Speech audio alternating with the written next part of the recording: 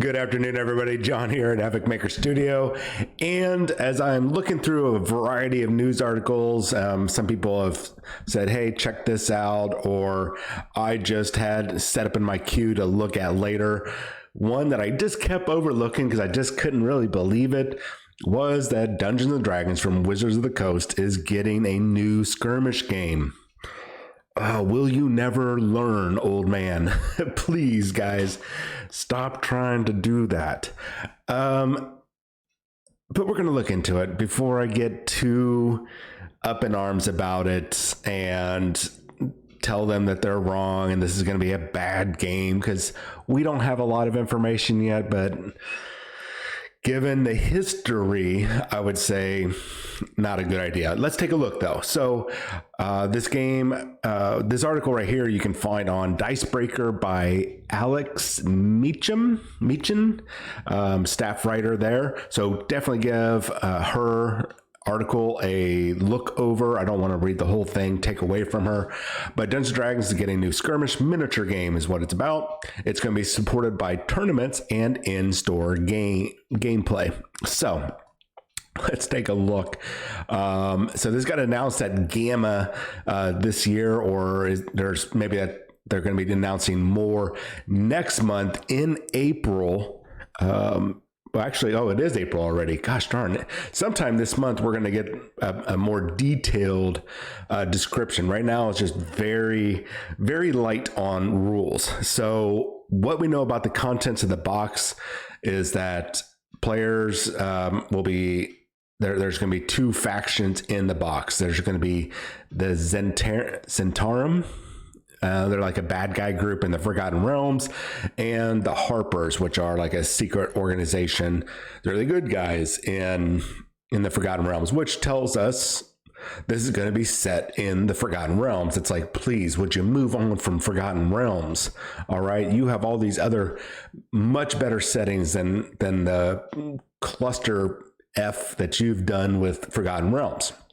Greyhawk, you got Planescape. Oh man, Planescape, talk about diversity. And since Dungeons and Dragons and Wizards of the Coast are pushing the diversity narrative or agenda, which is perfectly fine.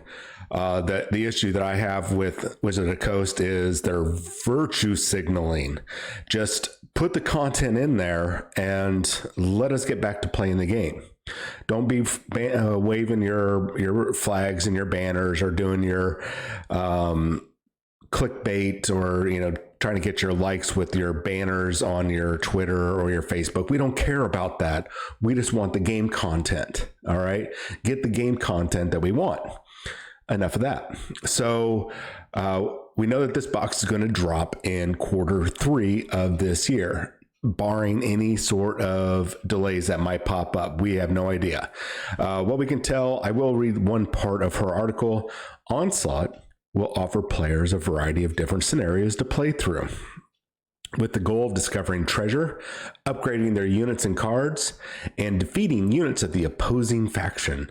Players will have access to 12 characters in each faction, alongside a collection of monsters, with each unit having its own selection of abilities that players will be able to upgrade.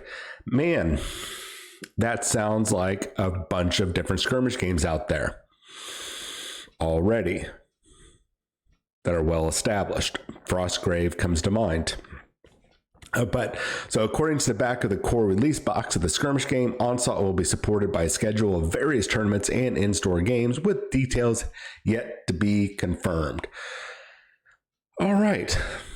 That's not a lot for us to go on, but we do have some flyers out there. So I don't know if you guys should be able to see. I'm trying to check my other screen. It is a competitive skirmish game, and from what it looks like, it's played on a very, very small board, a variety of creatures, and this is done by WizKids, by the way, which is a little troubling. WizKids is mainly a the miniature production branch for Pathfinder and Dungeons and Dragons. WizKids has the I forget what they're called. I want to say they're premium Pathfinder models, and then in Nolzur's Marvelous models or miniatures for the D&D line. Massive array of, really, I have to say, for the price, I think they're around $4.99 on average for two character miniatures. Really good price. They're pre-primed, they're plastic. It's that kind of that soft, wobbly plastic, but they're still good quality models, especially if you are already forking out $50-$60 for a book. Do you really want to spend all this money on your constantly changing characters because they die or you start a new campaign? So the price point is, I think, really good for those miniatures, and the quality that you're getting, pre-primed everything, not too bad. Not the highest quality of miniatures, but not too bad. I'm generally impressed. Now, it does say everything, the core set's going to contain everything for two players, including 12 characters from two different factions. So is that 12 characters for each faction? Or is that 6 and 6? Well, I'm going to keep reading because I'm sure it'll tell me. We know it's Harbors and Zentarum, and a horde of monsters for 21 pre-painted miniatures total. So it does not sound like it's going to be 12 characters for each side, because that would be obviously 24, and we have less than 24, plus we're going to include monsters. So it looks like 12 characters, and then doing some simple non-common core math, we're looking at 9 monsters to include in there. Okay, cool. It's going to be supported by regular content releases and a robust schedule of tournaments and in-store play. We have no idea what this game is going to be about, but we can tell it's going to be focused right now on a game mat of a certain size. We have 2 different pictures of the sizes, so we'll look at them both. This looks to be the larger map, and I'm going to guess it's probably about a 2x2 at most. It looks to be more like 18 inches. I'm going to say 18 to 24 inch by 18 to 24, something along that lines. Now, here is the game right out of the box. And you can see that this map that they're playing on is smaller than this one. So, but that map is kind of in the center there. So I'm not sure what's going on here with this game map. It is very small, and it also reminds me of another quality, actually really quality skirmish game that's out, Underworld, from Games Workshop, who puts out a very balanced, very enjoyable, very characterful game system that it's actually very popular. I never imagined that game would be very popular, but there are a lot of people that play that game, or they just buy the miniatures because they're awesome. So this is what we've got. I mean, obviously we're not seeing everything because there's only, it looks like 2, 4, 6 characters on the table, and not the 21 miniatures. It looks like we've got a variety of cards there, so we know you can upgrade your characters and your creatures. And it looks like it only uses, I can only zoom in so much, that looks like it only uses D20s. Okay, cool. Now those they could be D12s, but I think they're D20s. Now, are those standard D20s, or are they proprietary dice that have like certain symbols on there? We see that with other games. Actually, a lot of skirmish games are doing that lately. So my biggest concern is why? Why are you doing this? That's actually more of a question than a concern, but why are you doing this game? Dungeons and Dragons, Wizards of the Coast, WizKids, finish out putting out your products. Hurry up and get your 5.5 or 5.2, whatever you're calling this next version. I'm staying at 6th edition D&D because we're going to get a new player's handbook and a new Dungeon Master's Guide and a new monster manual. It's all going to get redone. So to call it not a new edition is really, it's a lie. It really is. But you've got enough on your plate. Even though you had a great 2021, your 2022 is not looking good. And there's a lot of people pushing back on the wokeness. And it's not the fact that you guys have, or that they have done anything to increase the diversity. no, most people don't even have a problem with the diversity increase and then freeing things up to be a little bit more playable. What they do have a problem is going, hey, evil races are no longer evil. Okay, that makes sense. Evil races are no longer evil; they're just misunderstood. And then, of course, the banner waving or the virtue signaling. Those are the issues that people have. Go ahead and make the game more accessible to everybody. Absolutely, because finding players, finding good players, finding a diverse group of players is always an important thing, and everybody's striving for it. It's not the good old boys club anymore. It hasn't been that for decades, but this is where we're at right now. So the other actual issue that I have with WizKids doing something is they've tried this before and it failed miserably. And I'm talking about Dungeons and Dragons Attack Wing. This game came out, I can't remember when this game came out, but it did get discontinued in 2017. It just was not selling. And they had I want to say 9 or 10 waves of these models come out. Basically, it was a game where you had dragons, and it's basically a skirmish game with dragons flying around, like some other games like Aeronautica Imperialis, Blood Red Skies, and a few others that are out there. The game just failed because most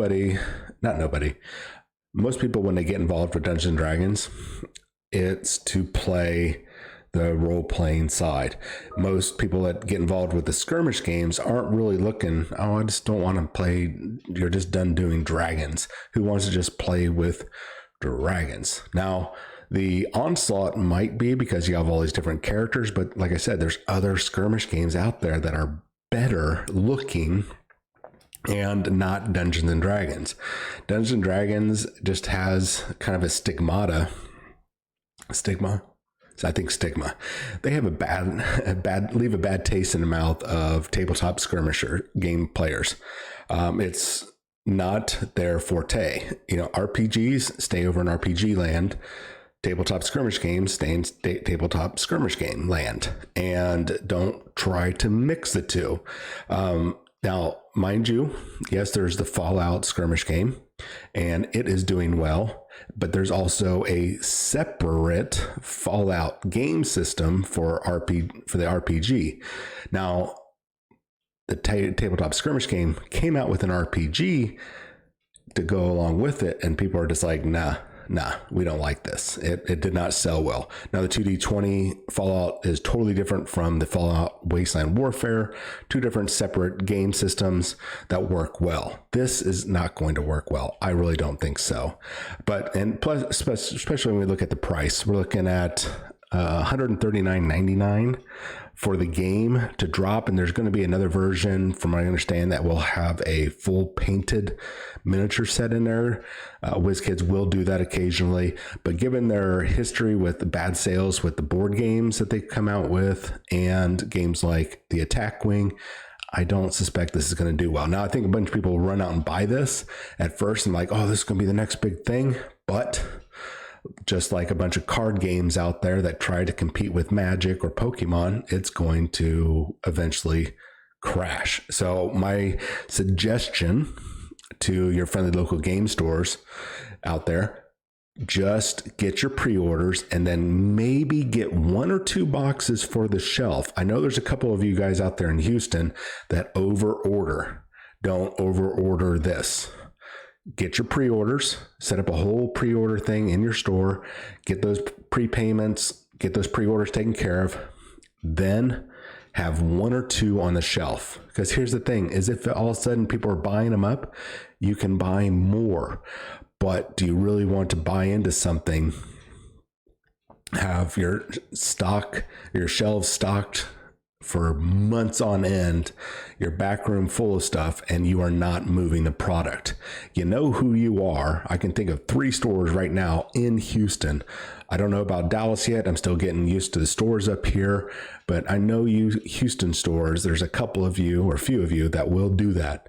Be cautious with this. I suspect this is going to fail. It'll get through a couple waves, and then it'll have a that normal hype that everybody else gets right when a new game drops, like, oh my God, we're going to buy, and then they drop it. There are better skirmish games out there, and they don't have, I guess, the negative connotations that people associate with Dungeons and Dragons versus, playing other tabletop games. It's going to be scrutinized heavily, and I suspect it's going to get torn apart by the tabletop skirmish game community. Just a warning.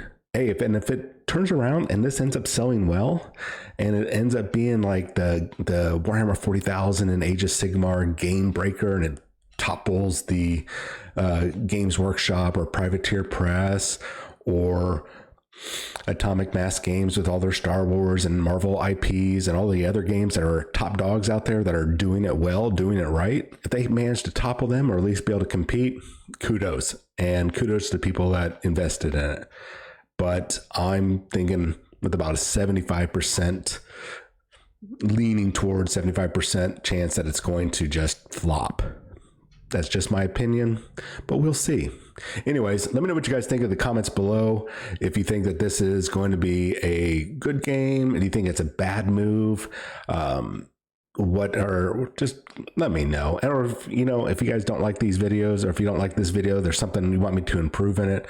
When you hit that dislike button, please leave a comment. Let me know what you disliked about it. That way I can correct it for the future. Anyways, I'll see you all later. Make sure you hit that subscribe button and leave a comment as soon as I can hit the end button. See you guys later.